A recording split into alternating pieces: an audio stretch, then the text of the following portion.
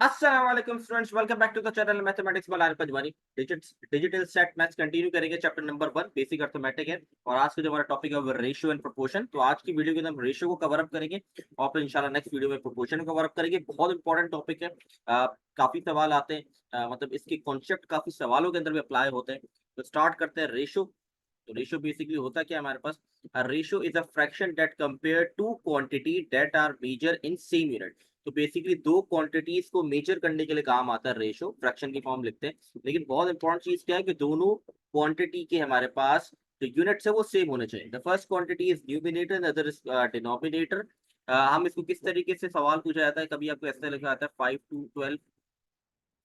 ठीक है, 5 ये रेशियो का हमारे पास सबसे सिंपल एक तरीके से साइन होता है। ठीक है, और 5/12 ये तीन तरीके से हम लिख सकते हैं। हो सकता है आपको क्वेश्चन है 5 to 12, इसका मतलब ये 5/12, 5/12 या 5/12। तो ये तरीकेकार होते हैं जिस तरीके से रेशियो लिखा जा सकता है। ठीक है, क्वेश्चंस पे आते हैं। क्वेश्चन को देखते हैं किस तरीके से सॉल्व करेंगे।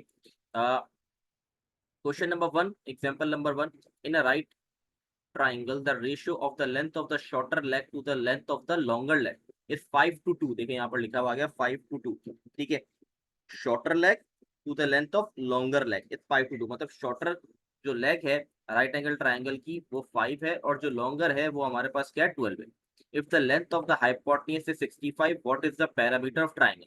अब देखिए ट्रिग्नोमेट्री के कॉन्सेप्ट के अंदर हमारे पास यहाँ पे क्या आ गया, रेशियो। जैसे मैंने होता है रेशियो प्रोपोर्शन, अलग से क्वेश्चन इसके बनते हैं लेकिन ये बहुत सारे दूसरे टॉपिक के साथ भी मिलकर आया था। जैसे कि यहाँ पर देखिए मेन बेसिकली यहाँ पर आप देखो तो एक ज्योमेट्री के प्रोसेस, ट्रिग्नोमेट्री का जो चैप्टर है उसके सवाल है, उस तरीके का सवाल है और उसके अंदर हमारे पास रेशियो अप्लाई हो रहा है। ठीक है, तो सिंपल हम सबसे पहले राइट एंगल ट्राइंगल बनाएंगे। ठीक है, राइट एंगल मतलब 90 डिग्री जिसपे हमारे पास होता है। ठीक है, 90 डिग्री। ये साइड हमारे पास हाइपोटेन्यूज होती है जिसकी वैल्यू हमें ऑलरेडी गिवन है 65। ठीक है, अब यहाँ पर क्या कह रहा है, shorter leg to the length of longer. Shorter leg जो है वो 5x हो गया जिसको हम बेस कहते हैं और एडजेसेंट भी कहते हैं। लॉन्गर लेग हमारे पास परपेंडिकुलर हो गया जिसको हम अपोजिट साइड भी कहते हैं। ठीक है, तो ये हमारे पास राइट एंगल ट्राइंगल हो गया, ये हमारे पास परपेंडिकुलर, ये बेस और ये हाइपोटेन्यूज, ये तीन चीजें आ रही है। ठीक है, अब यहाँ एक्स क्यों लगा है, क्योंकि ये मुझे रेशियो गिवन है, एक्चुअल वैल्यू नहीं गिवन। 5 to 12 बताया गया, ये रेशियो बताया हुआ है। ठीक है, तो एक्चुअल वैल्यू मुझे नहीं पता। तो एक्चुअल वैल्यू फाइंड आउट करने के बाद जब मेरे पास हाइपोटेन्यूज, परपेंडिकुलर, बेस तीनों की वैल्यू होगी तभी मैं पैरामीटर निकाल सकता हूँ। पैरामीटर क्या होता है? बेसिकली शेप का जो आउटर साइड्स होती हैं, तीनों जो उसकी साइड्स होती हैं उनको सम कर दो, सिंपल। राइट एंगल ट्राइंगल की बात करें, तीनों साइड्स को सम कर दो तो आपके पास आ जाएगा पैरामीटर। तो यहाँ पर मैं अप्लाई करूंगा पाइथागोरस थ्योरम, जो होता है हाइपोटेन्यूज का square is equal to perpendicular का स्क्वायर और प्लस बेस का स्क्वायर। यहाँ पर हमारे पास आ जाएगा 65 का स्क्वायर, परपेंडिकुलर 12x का स्क्वायर और ये मेरे पास आ जाएगा 5x का स्क्वायर। ठीक है, तो यहाँ पर सबसे पहले हम क्या करेंगे, 65 का स्क्वायर देख लेते हैं। बेसिकली 65 का स्क्वायर हमारे पास क्या होता है, 65 को 65 से मल्टीप्लाई कर देंगे तो ये आ जाएगा 4225। यहाँ पर 12 का स्क्वायर 144 और x के ऊपर भी स्क्वायर लगेगा, एक्स स्क्वायर हो जाएगा। इसी तरह 25 एक्स स्क्वायर बन गया हमारे पास, ये दोनों प्लस हो जाएंगे हमारे पास तो बन जाएंगे 169। ये दोनों के साथ सेम वेरिएबल तो ऐड कर सकता हूँ तो ये बन जाएगा 169 एक्स स्क्वायर। ठीक है, अब 4225 को डिवाइड कर देंगे 169 से तो हमारे पास एक्स स्क्वायर की वैल्यू आ जाएगी 25। रूट ऑन बोथ साइड करेंगे तो एक्स की वैल्यू क्या आ गई, 5। इसका मतलब एक्स की वैल्यू मेरे पास आ गई 5। जब मैं एक्स की वैल्यू यहाँ पुट करूंगा तो बेस मेरे पास आ जाएगी 25 और इसी तरीके से यहाँ पर पुट करूंगा तो बेस आ जाएगी 60। अब आपके पास तीनों साइड्स आ चुकी है, पर पैरामीटर निकालना, तीनों साइड्स को ऐड कर देंगे 25 प्लस 60 प्लस 65 तो आपका जो आंसर आ जाएगा वो आ जाएगा 150। मतलब पैरामीटर ऑफ ट्राइंगल आ गया 150। तो आई होप ये आप लोग को क्लियर होगा। अच्छा, नेक्स्ट एक और देख लेते हैं, ये भी एक ज्योमेट्री से रिलेटेड सवाल है लेकिन इसके अंदर रेशियो इस्तेमाल हो रहा है। What is the degree measure of the largest angle, largest angle निकालना है, of the quadrilateral if the measure of the four angles are in ratio. चार एंगल्स होते हैं क्वाड्रिलेटरल के, चारों एंगल जो बराबर होते हैं वो 360 के बराबर होते हैं। ठीक है, ये चारों एंगल का उन्होंने हमें क्या दे दिया है, रेशो दे दिया। तो मैं लिखूंगा 2x plus 3x plus 3x plus 4x is equal to 360। क्यों, मुझे पता है चारों एंगल को जब ऐड ऑन करूंगा तो वो 360 के बराबर है क्वाड्रेंटल एंगल में, ठीक है। और एक्स क्यों लिखा है, क्योंकि ये रेशो गिवन है, मुझे एक्चुअल एंगल नहीं पता कि क्या एंगल है सबके, तो सबके साथ एक्स लिख दिया। अब सबसे पहले ऐड कर देंगे तो ये हमारे पास बन जाएगा 12, 12x बन जाएगा। 12x equal to 360। 12 को वहां जाके डिवाइड करूंगा मैं, तो 360 डिवाइडेड बाय 12 हमारे पास आ जाएगा 30 डिग्री। तो ये मेरे पास x की वैल्यू आ गई 30 डिग्री, ठीक है। अब निकालना क्या था, what is the degree measure of the largest angle, जो सबसे बड़ा एंगल है। बड़ा एंगल कैसे, जिसका सबसे ज्यादा रेशियो किसका, 4 का ज्यादा है, ठीक है। तो हमने लिखा 4x, और x की जगह लिख दूंगा मैं 30 डिग्री, तो ये हो जाएगा 120। इसका मतलब सबसे बड़ा एंगल जो इसमें है वो है 120 डिग्री। आई होप आप लोग को ये वाली चीज क्लियर होगी। बहुत आसान सा क्वेश्चन है, बस कॉन्सेप्ट समझना है रेशियो का, बाकी चीजें बड़ी आसान है। अच्छा जी, एक और सवाल। The salary of the 3 professor are in ratio of 7, 8 and 9। 3 professor की सैलरी का रेशियो गिवन है में। If the highest salary is 4,50,000। देखिए, कह रहा है हाईएस्ट सैलरी जो है 4,50,000 है। अब ऑब्वियस सी बात है, आपको रेशियो गिवन है 7, 8, 9। इसका मतलब ये 9 वाला इसका रेशियो ज्यादा है, इसका मतलब इसकी सैलरी क्या है, 4,50,000 है, ठीक है। Then the smallest salary will be, अब मैं छोटे की सैलरी बतानी है, जिसका रेशियो 7 है, जो सबसे कम रेशियो ले रहा है उसकी सैलरी बतानी। तो मैं क्या करूंगा, 4,50,000 को डिवाइड कर दूंगा 9 से। इससे क्या हो जाएगा, मेरे पास एक सैलरी आ जाएगी रेशियो की, वो आ जाएगी 50,000, ठीक है। क्योंकि मुझे पता है कि ये वाली जो सैलरी है 4,50,000 ये 9 वाले रेशियो की है, कि सबसे बड़ी सैलरी बता दिया गया है कि if the highest salary is 4,50,000, तो यहाँ पर मेरे पास आ जाएगा 50,000, ठीक है। मुझे निकालने किसकी है, सबसे कम सैलरी किसकी, तो रेशियो सबसे कम क्या है 7। तो 50,000 को मल्टीप्लाई बाय 7 कर दूंगा, तो मेरे पास आ जाएगा 3,50,000 आ जाएगा। ये मेरा फाइनल आंसर, इसमें ऑप्शन नहीं है, सी और डी ऑप्शन है लिखा हुआ। तो करेक्ट आंसर 3,50,000 इसका होगा, ठीक है। आई होप क्लियर होगा ये सवाल। नेक्स्ट क्वेश्चन, बड़ा आसान सा क्वेश्चन है। The ratio of the boys to girl in the business class is 7:5। Boys to girl मतलब पहली वैल्यू बॉयज की है, दूसरी आपकी गर्ल्स की है। इफ इस class has total of 60 student, अगर उसके अंदर 60 स्टूडेंट है, बिजनेस क्लास के अंदर बॉयज टू गर्ल्स का रेशियो है 7:5। अगर टोटल बच्चे 60 हैं, how many more boys are there than girls, मतलब कितने लड़के ज्यादा हैं लड़कियों से, वो बताना है। तो तरीकेकार गौर समझ लें ऐसे सवालों का। देखिए, हमें पता है कि बॉयज का रेशियो क्या है 7, तो सबसे पहले 7 लिख दिया मैंने।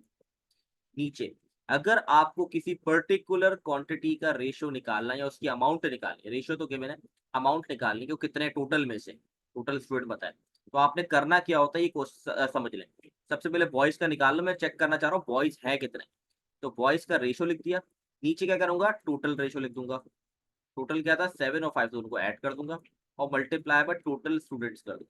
तो ये बन जाएगा 7/12 मल्टीप्लाई बाय 60, ठीक है, मल्टीप्लाई बाय 60। तो इसकी कटिंग हो जाएगी, 12 वन दा 12 फाइव दा, इन दोनों को मल्टीप्लाई कराऊंगा तो 35। तो ये मेरे पास तादाद आ गई बॉयज की क्वांटिटी आ गई मेरे पास, ठीक है।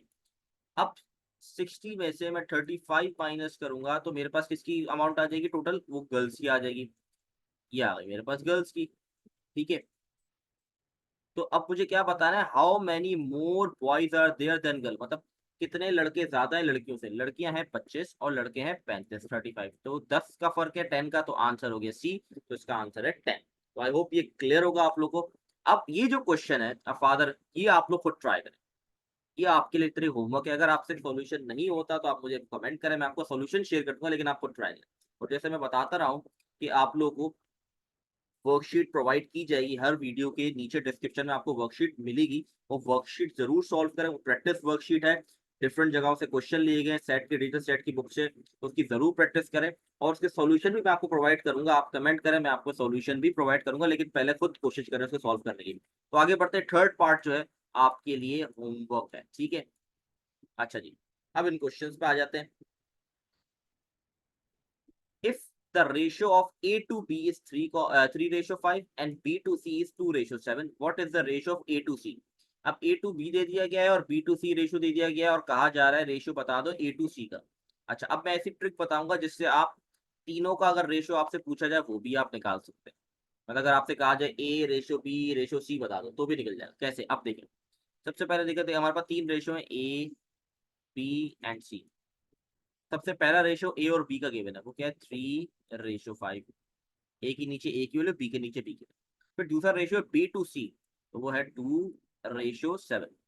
ठीक है, ये लाइन ड्रॉ कर दी। अब इंपॉर्टेंट स्टेप है, देखिए जो मिसिंग वैल्यू, जैसे यहाँ पर नंबर मिसिंग है और यहाँ पर नंबर मिसिंग है, क्या करना है, जो भी नंबर मिसिंग है उसके साथ जो भी नंबर लिखा है, जैसे यहाँ 5 लिखा है तो आप यहाँ भी 5 लिखते हैं, यहाँ पर 2 है उसके साथ तो 2, जो भी नंबर मौजूद होगा लेफ्ट पे या राइट पे वो नंबर आप लिख देंगे। ठीक है, अब मल्टीप्लाई कर 3 2 जा 6, 5 2 जा 10, 5 7 जा 35। तो ये किसका आंसर आ गया, ये ए रेशो बी रेशो सी का आंसर आ गया।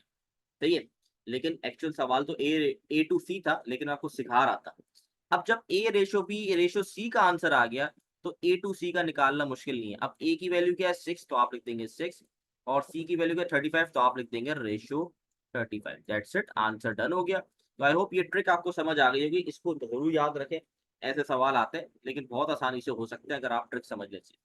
अच्छा जी, नेक्स्ट क्वेश्चन पे, what will be the fraction, वो क्या फ्रैक्शन होगा whose रेशियो विथ, जिसका रेशियो बन रहा है विथ 1/25, मतलब एक नंबर है x, मतलब उसका फ्रैक्शन फ्रैक्शन फॉर्म में आएगा, एक x है जिसका रेशियो बन रहा है 1/27 के साथ, इफ इक्वल, बराबर है to the ratio of 3/11 and 5/9। ठीक है, अब आपने जब इसको कन्वर्ट कर लिए, इंग्लिश वर्डिंग समझ के आपने इक्वेशन बना दी रेशियो की, तो आपका काम आसान हो गया। अब आपको पता है कि इसका मतलब, रेशो का मतलब मैं इसको ऐसे भी लिख सकता हूँ, डिवाइड की फॉर्म में नीचे आ जाएगा 1/27। इसी तरीके से यहाँ भी 3/11 डिवाइडेड बाय 5/9।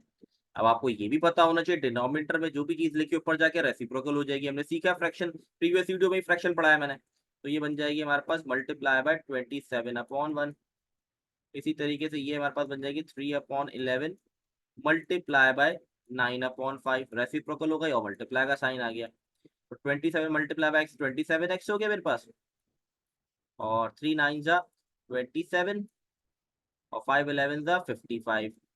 ठीक है, 27 यहाँ मल्टीप्लाई और वहां जाके डिवाइड में चले जाएगा, ये वाला 27 की बात कर रहा हूँ। ठीक है, ये वाला, तो यहाँ 27 खत्म हो जाएगा, ये 27 से 27 कट गया, तो x की वैल्यू आ गई 1/55।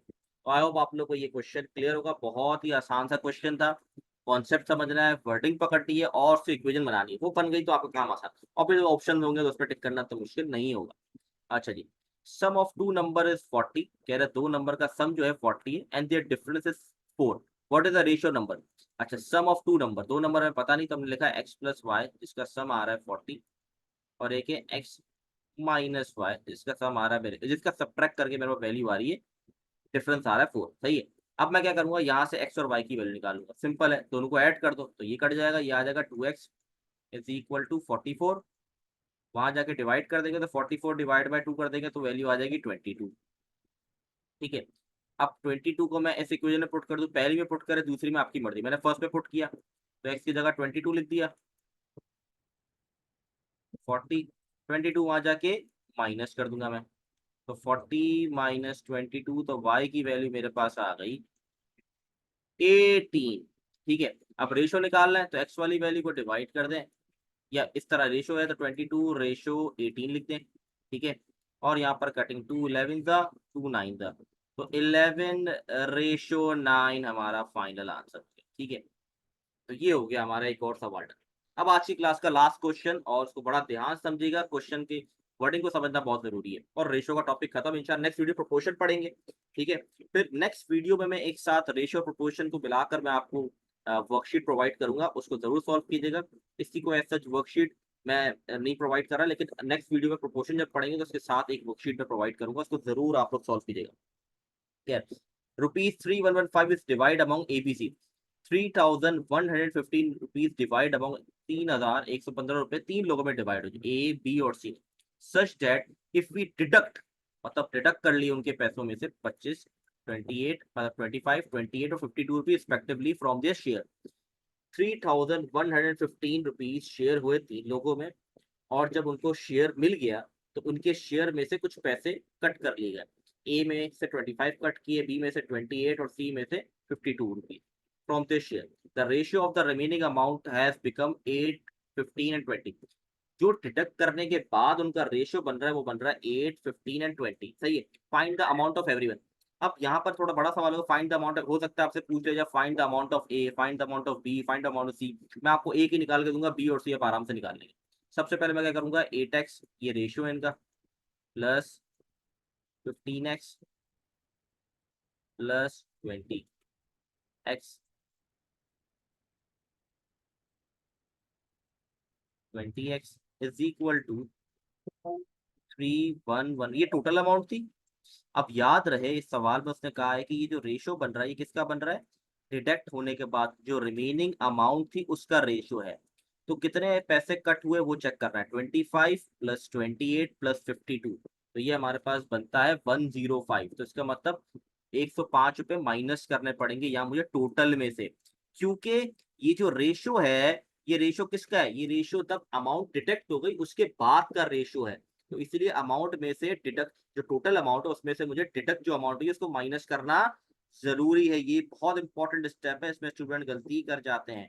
तो ये हमारे पास जो अमाउंट बन जाएगी वो बन जाएगी 3010, और ये हमारे पास बन जाएगा 8 प्लस 15 प्लस 20, 43x।